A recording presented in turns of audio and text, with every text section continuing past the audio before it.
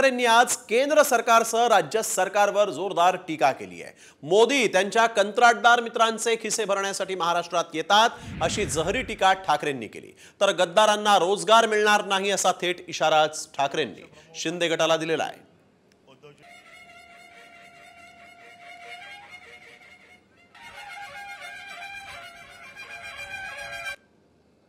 जेव्हा मी सुरतला गेलो तो माझ्या संग कशी परिस्थिती कसा घात करण्यात आला।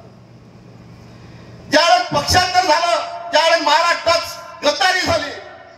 मला इंजेक्शन देण्यात आले होते आणि टीव्हीवर बातमी फैलवण्यात आली होती की आमदार नितीन देशमुखला हृदयविकाराचा झटका आला। मला तो कोणता झटका आला नव्हता। मग यांना असं बातमी फैलवून कोणता तुमच्या आमदाराचा घातपात करायचा नव्हता। अनेक आमदार जे आहेत त्यांना औषधातून खाण्यातून काही गुंगीची औषधं देण्यात आली, बधीर करण्यात आलं त्यांना, असं सुद्धा काही आमदारांनी मला सांगितलं।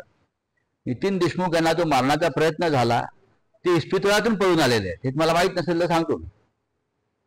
आमचे अजून काही आमदार आहेत ते तिथे गेल्यावर 5-7 दिवस एका विशिष्ट प्रकारच्या गुंगीमध्ये होते आणि ह्या आमदारांचं म्हणणं आहे खासगीमध्ये की आम्हाला त्यावेळेला खाण्यातून किंवा पेयातून काहीतरी दिलं जात होतं। 7-8 दिवस आम्हाला काही कळत नव्हतं।